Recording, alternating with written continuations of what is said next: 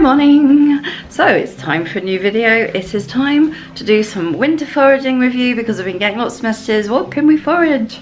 Lots. Let's see if we can find some bits today. We shall look at some plants and have a little chat about them and what we can do with them, and hopefully we find what we want. So let's go.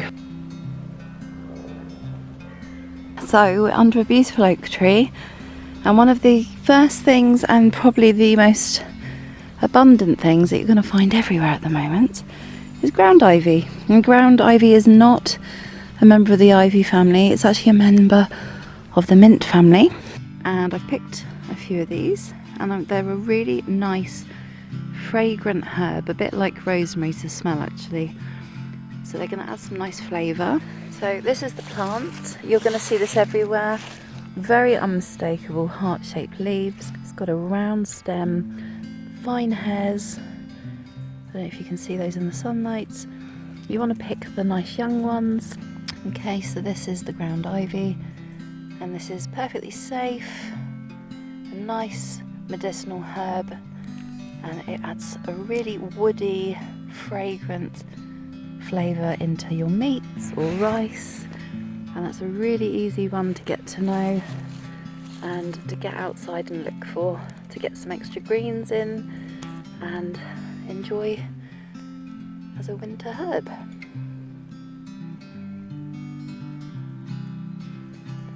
Here's another one of our friends that we wouldn't normally see till spring.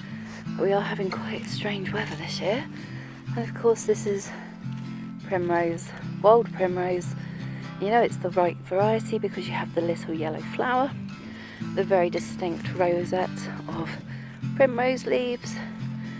I will let her be because she's the first one up, but they are popping up everywhere.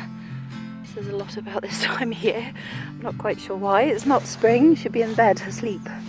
So we're going to talk a bit about pine trees today, and here we have a Scots pine all the way up, look. And we know it's a pine tree because when we pick its needles they come in pairs. See? Do know your pine trees. There are 3 varieties that will potentially kill you. This is not one of them, thankfully. But the pine needles do make a fabulous tea, and they have so many healing properties: respiratory healing, antimicrobial, fabulous, lots of vitamin C. So I'm going to harvest a few of these and make a pine tea. So I have a small handful of the Scots pine needles for the tea, and another fabulous thing that you'll all know how to recognise, of course, is bramble, blackberry, and the tips, the small tips, make a lovely nutritious tea. So we shall carefully, because they're very spiky, collect a few of these to add in, and we shall have a very nutritious, warming winter drink. So here is the pine that we don't want to harvest. This is a yew tree. They're very distinct trees. This is not one to mess with. You can eat the flesh of the berry, definitely not the inner seed, because that's definitely not good for you. So take note, this is not a pine to pick, and certainly not one to be eating in any way, shape or form. So here we have some woodavens, our friend, and we can tell it's a woodhaven because we have the 3 leaves at the top, and then we have sets of 2 coming down to the roots. It grows from a rosette base, and this lovely little plant, the leaves are edible, and the root is the part we want.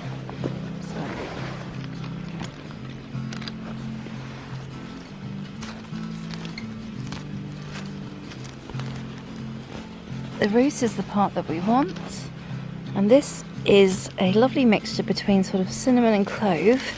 There we go, that's a big one.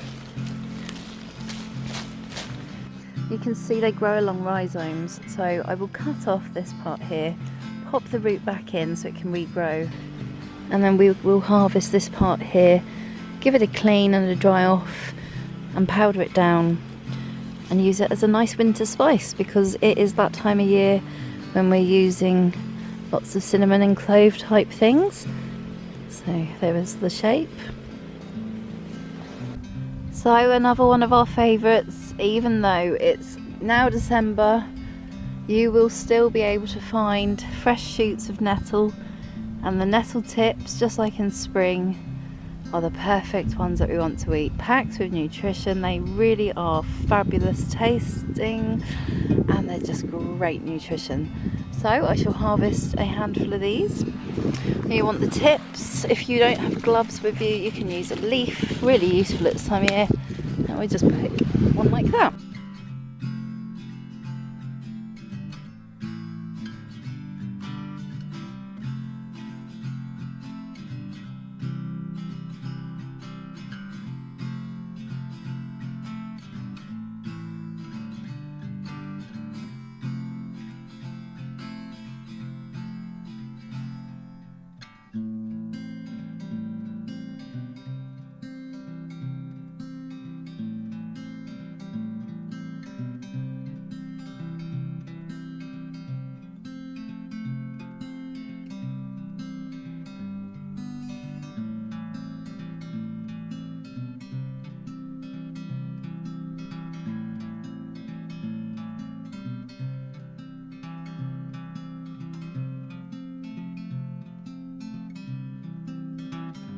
So all winter you can get medicinal mushrooms. So let's get some turkey tail and make it a very medicinal winter tea.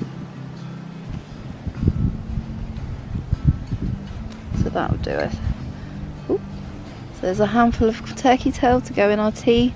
This will be a really good brew. This wood's still getting burnt, so it won't hurt to take them. There we go. Oops, come back. Because it's also like spring-like conditions, we've got a lot of cleavers coming up. You might know this is Sticky Willy. You can't misidentify this because it's probably the only plant that will stick to things. And she's really good at cleansing the body. It's like, if you think about how she sticks to things, she's really good at pulling out toxins, and she's really good at re-energizing the body after spring, or after winter, sorry, when we need it most. So we shall have a few of these. Okay, so I've got a little handful of new cleaver shoots just to pad out our food. So going back to the nice sort of fruity flavours, we have the wood sorrel.